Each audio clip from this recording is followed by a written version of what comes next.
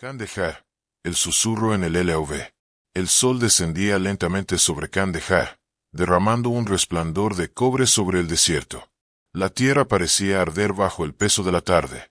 Desde el interior del vehículo blindado LOV, Chris, un conductor del ejército canadiense, observaba cómo el horizonte se disolvía en una bruma anaranjada.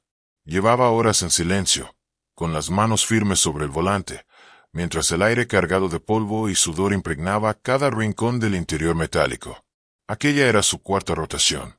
Ya había visto lo suficiente para saber que en Afganistán el peligro no siempre venía de un enemigo visible. El silencio podía matar tanto como una emboscada. El reloj marcaba casi las 23 cuando recibieron la orden de patrullar una carretera secundaria cerca de Panjwai. Nada especial, solo otro recorrido de rutina, o al menos eso decía el informe. Chris encendió un cigarro y exhaló el humo por la pequeña escotilla abierta. El artillero, Wozniak, revisaba el sistema térmico mientras la radio lanzaba un murmullo constante. Todo parecía normal, hasta que la frecuencia empezó a emitir un sonido diferente.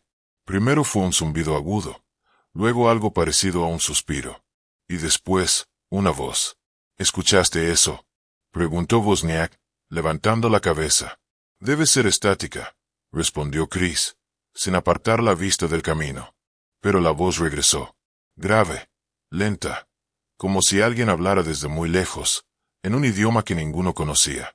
Era una mezcla extraña, entre árabe y algo más antiguo, algo que no pertenecía a ese tiempo.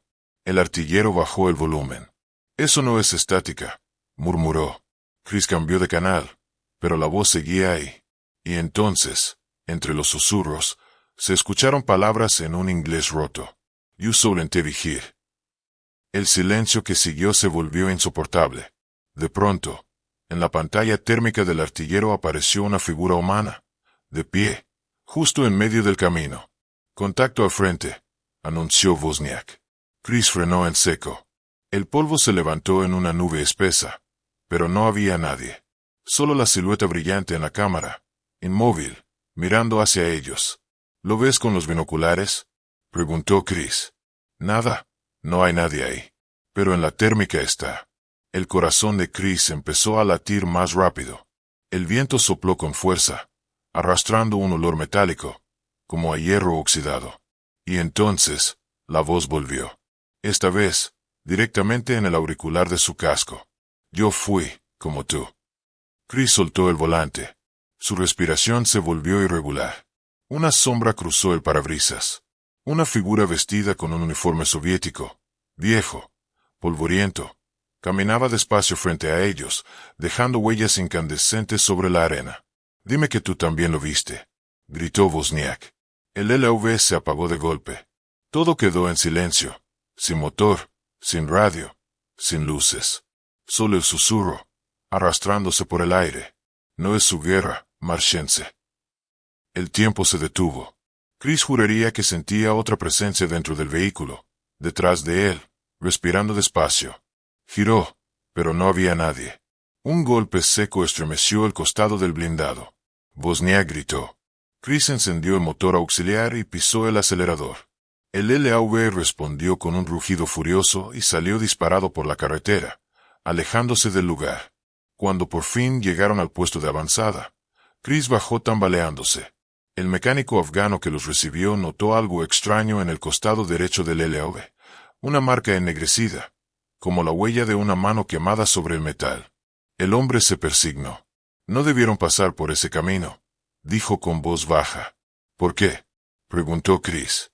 Dicen que ahí murieron soldados rusos hace muchos años. Algunos aún no se fueron.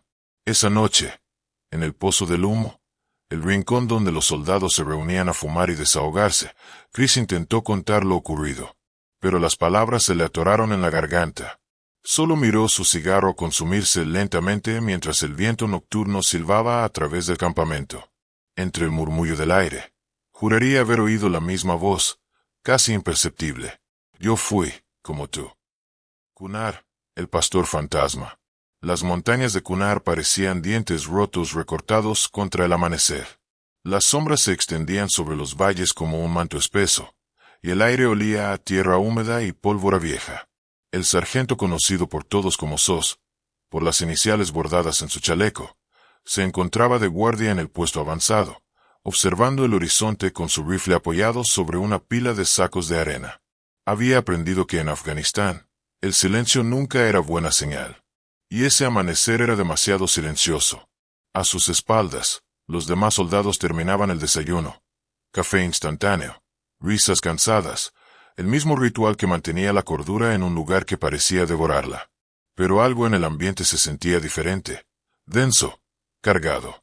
El intérprete local, un hombre delgado llamado Fadil, se acercó nervioso. «Señor, los aldeanos dicen que los pastores no han regresado del valle». «¿Qué valle?», preguntó SOS, sin apartar la vista del terreno. «El de abajo, el que llaman Wadi de las Voces». «¿Y por qué diablos le dicen así?». Fadil no respondió, solo bajó la mirada. Un zumbido atravesó el aire. No era un dron. Era algo más agudo, más orgánico. SOS levantó los prismáticos. Entre las sombras, distinguió algo moviéndose a lo lejos. No parecía enemigo, ni civil. Era una figura humana, solitaria, envuelta en un manto polvoriento, que caminaba lentamente detrás de un rebaño de cabras. «Debe ser un pastor», dijo uno de los soldados. «A las 6 de la mañana y sin ruta conocida», respondió SOS. «No me gusta». Activó la radio y dio aviso. El oficial al mando le indicó mantenerse alerta, pero sin abrir fuego. Así que el pelotón observó cómo la figura avanzaba entre el polvo, guiando a los animales, hasta que desapareció detrás de una colina. Horas más tarde, un escuadrón descendió para investigar.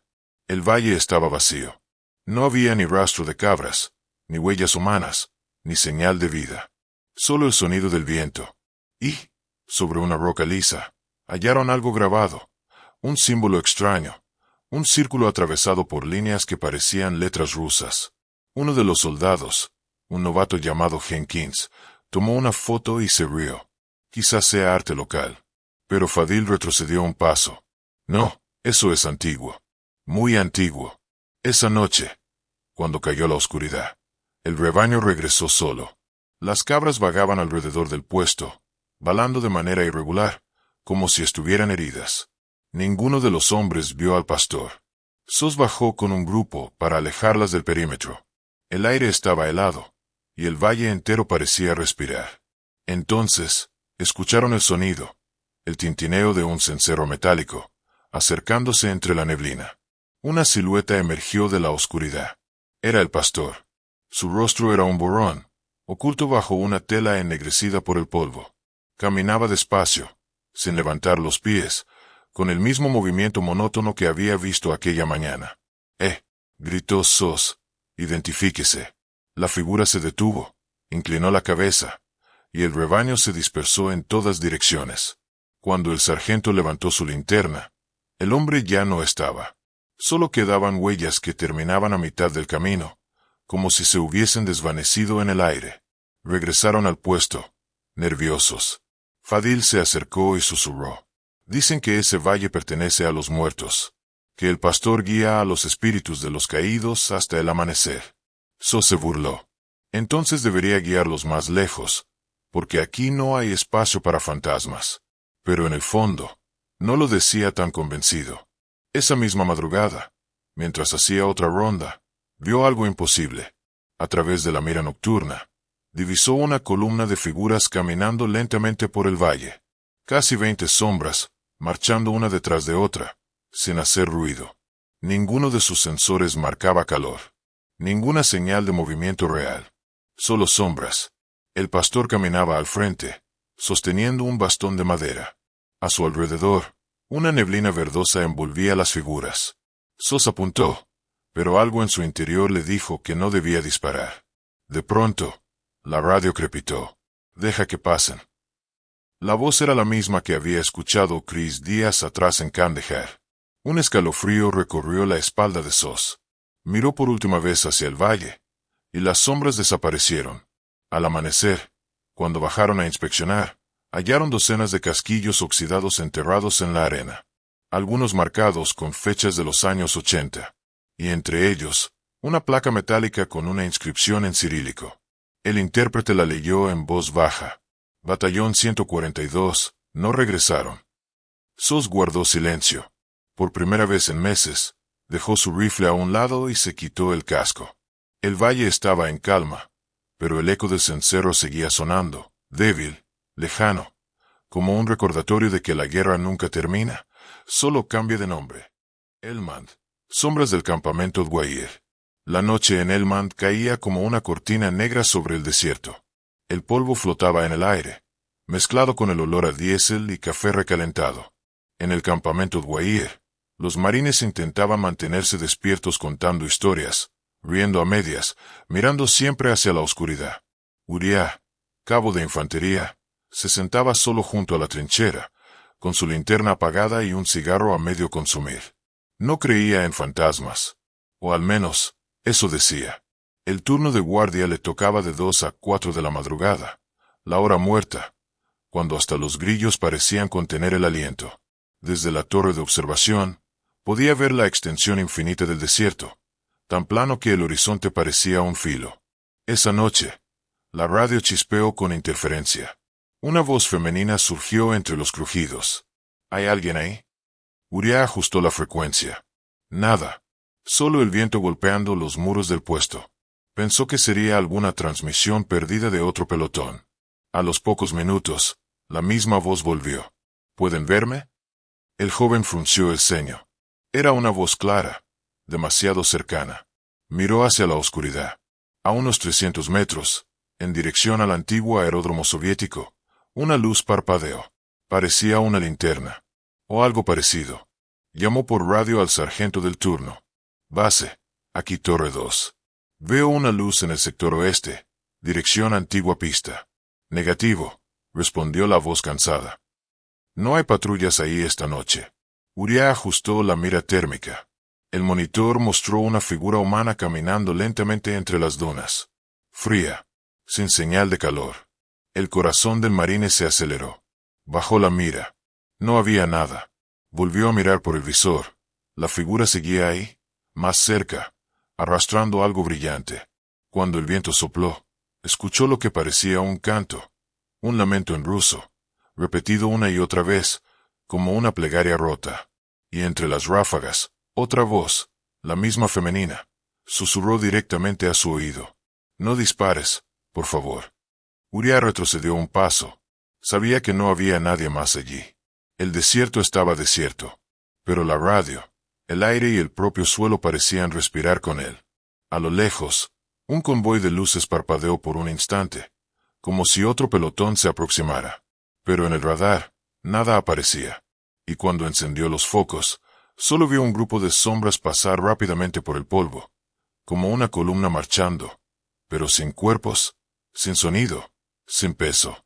Un frío antinatural recorrió su espalda. El aire olía a hierro y lluvia vieja. Base, aquí Uriah. Tienen visual de un convoy al oeste. Silencio. Repito. ¿Hay patrullas saliendo desde el hangar soviético? Silencio otra vez. Solo un leve crujido. Y luego una voz distinta. Grave, envejecida. Ya luchamos aquí. No disparen.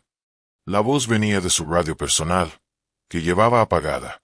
El joven marine tiró el auricular al suelo. Miró hacia el viejo aeródromo y, por un segundo, lo vio. Una fila de soldados soviéticos marchando bajo la luna, con uniformes desgarrados, rostros hundidos, y un hombre al frente sosteniendo un estandarte raído. Todos pasaron frente al perímetro y desaparecieron entre la arena. Ni un ruido, ni una pisada. Cuando amaneció, Uriah bajó al punto de observación para investigar. El área estaba cubierta de fragmentos metálicos, restos oxidados de vehículos soviéticos. En uno de ellos, una puerta de tanque medio enterrada mostraba un número pintado a mano. 142. El mismo batallón que Chris y Sos habían mencionado sin saberlo. Uriah guardó silencio. Encendió un cigarro y lo observó arder hasta el final. El viento se levantó, trayendo consigo un eco casi imperceptible. Risas, pasos, órdenes gritadas en ruso. Y luego nada. Esa noche, de regreso en el Smoke Pit, los 3 soldados, Chris, Sos y Uriah, compartieron por fin sus historias. Ninguno intentó buscar explicación. Solo fumaron en silencio, sabiendo que, en Afganistán, algunas guerras nunca terminan, solo cambian de uniforme.